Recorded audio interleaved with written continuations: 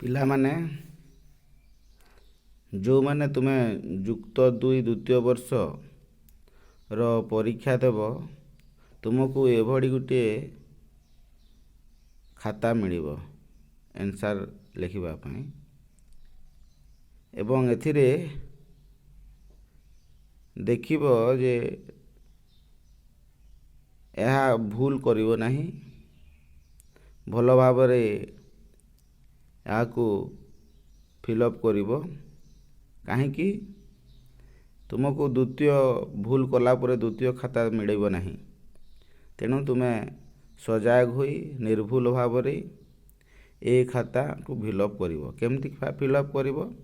ତୁମମାନଙ୍କୁ ଜାଣିବା ପାଇଁ ମୁଁ ଏହାକୁ ଗୋଟିଏ ଭିଡ଼ିଓ କରୁଛି।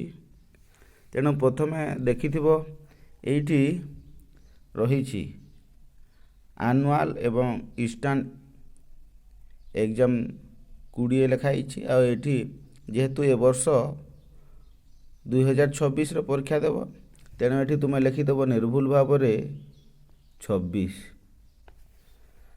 ତାପରେ ଦେଖିବ ଏଠି ସେଟ୍ର ଜାଗା ରହିଛି। ଏଠି ଏ ବି ସେଟ୍ ତୁମେ କ୍ୱେଶ୍ଚିନ୍ ପାଇଲା ପରେ ହିଁ ଜାଣିପାରିବ ଯେ ତୁମକୁ କେଉଁ ସେଟ୍ ପଡ଼ିବ ପରୀକ୍ଷା। ତେଣୁ ତୁମେ କ୍ୱେଶ୍ଚିନ୍ ପାଇଲା ପରେ ବା ପ୍ରଶ୍ନପତ୍ର ପାଇଲା ପରେ ହିଁ ତୁମେ ଏଠି ଲେଖିବ। ତେଣୁ ଏଇଠି ଯେଉଁ ଦିନ ଥିବ ଏ କୋଠରୀରେ, ଧରାଯାଉ 17 ତାରିଖ ଅଛି, ଏଇଠି 1, 7, ତାପରେ ଫେବୃଆରୀ ମାସ 0, 2, ତାପରେ 2, 0, 2, 6 ଏମିତି ଲେଖିବ। ହଁ ପିଲାମାନେ, ତାପରେ ମୁଁ ଗୋଟେ କଥା ଭୁଲି ଯାଉଛି ଯେ ଯେତେବେଳେ ଖାତାଟେ ପାଇବ, ଏଇଠି ଗୋଟିଏ ସିରିଏଲ୍ ନମ୍ବର ଅଛି। ସିରିଏଲ୍ ନମ୍ବର ଏଇଠି ରହିଥିବ, ଦେଖିଥିବ ଯେ ଏଇଠି ସିରିଏଲ୍ ନମ୍ବରଟା ସ୍ପଷ୍ଟ ଭାବରେ ଦେଖାଯାଉଛି କି ନାହିଁ, ଏଟାକୁ ଧ୍ୟାନ ଦେବ। ଏବଂ ଖାତାକୁ ତୁମେ ଚେକ୍ କରିବ। ଖାତାର ଦେଖ, ଏଠି 32 ପୃଷ୍ଠାର ଖାତା ଯେହେତୁ ଅଛି, ତାହେଲେ ତୁମେ 32 ପେଜ୍କୁ ଏଠି ପରଖିବ ଯେ 32 ପେଜ୍ ତୁମର କେଉଁଠି ଚିରି ହେଇନଥିବା କଥା, କେଉଁଠି କଟିଯାଇଥିବ। ତେଣୁ ଏଇଟା ତୁମେ ଚେକ୍ କରିବ, 32 ପେଜ୍ ଟିକେ ଚେକ୍ କରିବ ଯେ ଠିକ୍ ଥିବା କଥା। ଏବଂ ଯେତେବେଳେ କେଉଁଠି ଚିରି ହେଇଯାଇଥିବ ବା କଟିଯାଇଥିବ କି କେଉଁ ପେଜ୍ ନଥିବ, ତାହେଲେ ଯିଏ ତୁମର ଯେଉଁ ରୁମ୍ରେ ଇନଭିଜିଲେଟର୍ ସାର୍ ଥିବେ କି ମ୍ୟାଡ଼ାମ୍ ଥିବେ, ତାଙ୍କୁ ଜଣେଇବ। ତାପରେ ଦ୍ୱିତୀୟ କଥା, ଏଇଠି ଦେଖିବ ଏଇଠି ସିଲେଇ ହେଇଛି। ଏ ସିଲେଇ ମଧ୍ୟ ବେଳେବେଳେ ଖୋଲି ହେଇଯାଇଥାଏ, ସିଲେଇ ନଥାଏ, ଅଳ୍ପ ଥାଏ। ତେଣୁ ଏଗୁଡ଼ିକ ଯେତେବେଳେ ଏମିତି ପ୍ରୋବ୍ଲେମ୍ ଆସିବ, ତାହେଲେ ଯେଉଁ ସେ ରୁମ୍ରେ ଯିଏ ଥିବେ ଇନଭିଜିଲେଟର୍ ସାର୍, ତାଙ୍କୁ ଜଣେଇବ। ଆଉ ତାପରେ ତୁମେ ଲେଖିବା ଆରମ୍ଭ କରିବ। ତେଣୁ ଏଇଠି ଯେମିତି ଆନୁଆଲ୍ ଆଉ ଇନଷ୍ଟାଣ୍ଟ ଲେଖା ହେଇଛି, ତାହେଲେ ଏଇଠି ଆନୁଆଲ୍ ତୁମେ ଏକ୍ଜାମ୍ ଦେଉଛ, ତାହେଲେ ଏଇଠି ଏମିତି ରାଇଟ୍ ମାରିଦେବ। ଏବଂ ଏଠି ଆନୁଆଲ୍, ଏଇଠି ମଧ୍ୟ ରାଇଟ୍ ମାରିଦେବ। ତାପରେ ଏଇଠି ଯେମିତି ଲେଖିଥିଲ 26, ଯେହେତୁ 26 ମସିହାରେ ତୁମେ ପରୀକ୍ଷା ଦେଉଛ, ତେଣୁ ଏଇଠି ମଧ୍ୟ 26 ଲେଖିଦେବ। ଏଇଠି ଡେଟ୍ ଯେମିତି ଏଇଠି ଫିଲ୍ଅପ୍ କରିଥିଲ, ଏଇଠି ମଧ୍ୟ ସେମିତି ଫିଲ୍ଅପ୍ କରିଦେବ। ତାପରେ ଆସିଯିବ ଏଇଠି ସବଜେକ୍ଟ ଅଛି।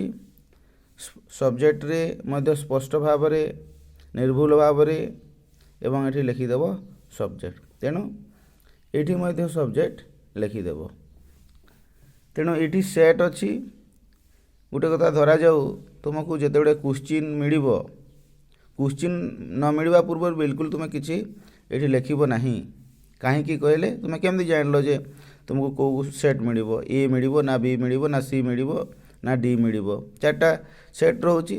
ତେଣୁ ତୁମେ କିଛି ଲେଖିବ ନାହିଁ। ଯେତେବେଳେ କ୍ୱେଶ୍ଚିନ୍ ମିଳିଲା, ଗୋଟେ ଧରାଯାଉ ତୁମକୁ ଏ ମିଳିଲା, ଏମିତି ଏ ଲେଖିଦେବ ସ୍ପଷ୍ଟ ଭାବରେ ଏଠି। ତାପରେ ଏଠି ତୁମେ ଏକୁ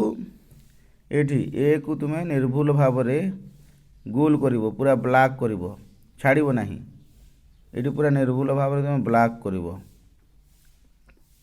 ଏଠି ଏମିତି ପୁରା ନିର୍ଭୁଲ ଭାବରେ ବ୍ଲାକ୍ କରିଦେବ। ହେଇଗଲା, ଇଏ ହେଇଗଲା। ତା ପୂର୍ବରୁ ତୁମେ ତ ଏଠି ତୁମକୁ ତୁମର ଆଡ଼ମିଟ୍ କାର୍ଡ଼ରେ ଲେଖା ହେଇଥିବ, ତୁମେ ରୋଲ୍ ନମ୍ବର ଏଠି ଲେଖିବ। ଏଇଠି ଏଇଠି ନିର୍ଭୁଲ ଭାବରେ ଗୋଟେ ଗୋଟେ କୋଠରୀରେ ଗୋଟେ ଗୋଟେ ରୋଲ୍ ନମ୍ବର ଲେଖିବ। ଆଉ ରୋଲ୍ ନମ୍ବର ଲେଖିଲା ପରେ ଏଠି ଧରାଯାଉ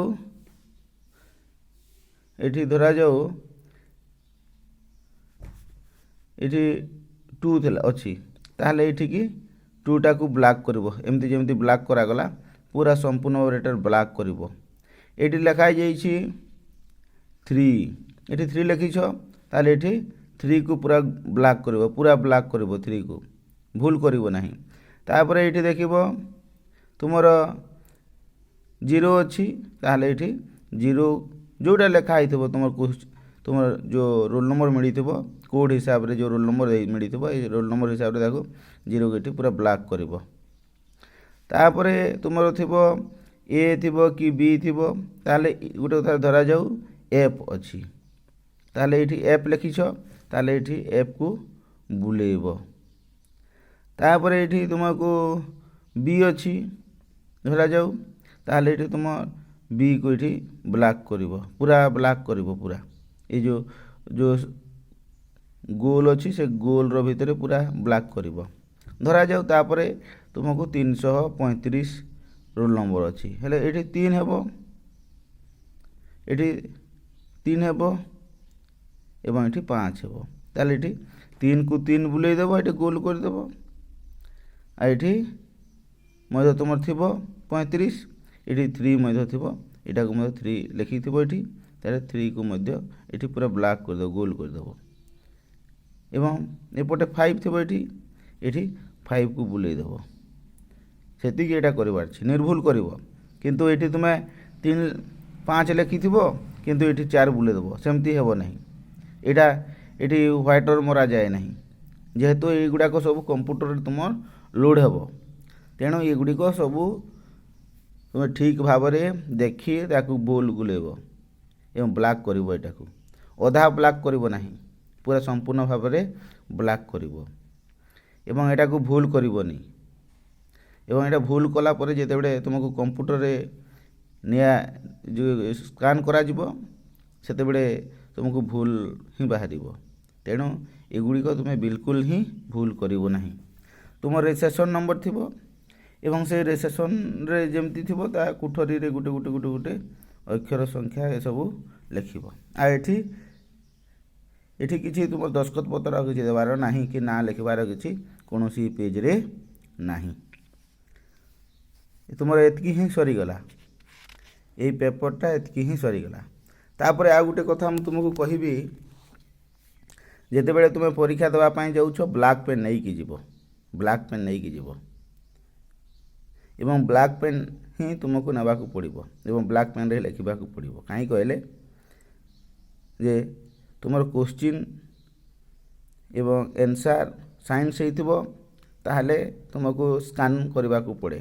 ତୁମର ଯେଉଁ ଖାତାଗୁଡ଼ିକ, ଯେଉଁ ଆନ୍ସାର୍ ଖାତାଗୁଡ଼ିକ ତୁମକୁ ସ୍କାନ୍ କରିବାକୁ ପଡ଼େ। ତେଣୁ ନିୟମ ଅଛି ଯେ ତୁମେ ବ୍ଲାକ୍ ପେନ୍ ହିଁ ନେଇକି ଥିବ। ଆଉ ଯେଉଁ ନିୟମଗୁଡ଼ିକ ରହିଛି, ଏଇସବୁ ନିୟମଗୁଡ଼ିକ ରହିଛି, ସେ ନିୟମଗୁଡ଼ିକ ମାନିବାକୁ ପଡ଼ିବ। ଏବଂ ମ୍ୟାଡ଼ାମ୍ ଜଣେ ଭିଡ଼ିଓ ବନେଇଛନ୍ତି, ତାକୁ ଦେଖିବ। ମୁଁ ତୁମର ଏ ଭିଡ଼ିଓ ଦେଇଦେଇଛି, ତେଣୁ ଏହା ସମ୍ପୂର୍ଣ୍ଣ ଭାବରେ ଦେଖିବ। ଠିକ୍ ଅଛି ପିଲାମାନେ, ବେଷ୍ଟ ଅଫ୍ ଲକ୍। ଏଇସବୁ ଧ୍ୟାନ ଦେଇ ତୁମେ ପରୀକ୍ଷାରେ ଭଲରେ ଲେଖିବ ବୋଲି ମୁଁ ଆଶା କରେ। ତେଣୁ ସମସ୍ତଙ୍କୁ এই ଭିଡ଼ିଓ ଦେଖିଥିବାରୁ ଧନ୍ୟବାଦ।